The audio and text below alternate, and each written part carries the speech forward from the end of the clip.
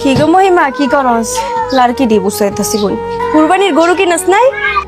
এখন ওই কিনবো আর দেই আছে। আমার জামাই তো 3 লাখ টাকা দা গরু কিনা ফেলছে।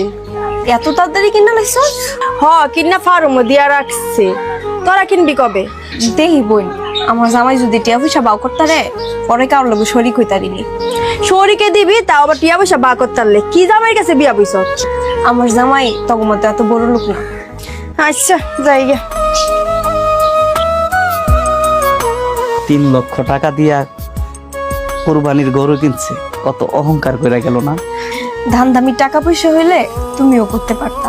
তুমি তো রিক্সা চালায় উপার্জন করো। আমার কাছে তোমার 10 টাকা 10 লাখ টাকার সমান। কুরবানি যদি তৌফিকে থাকে তাইলে দিমু, নাইলে নাই। কলিজার চান রে তুই আমার পরাণের পরাণ।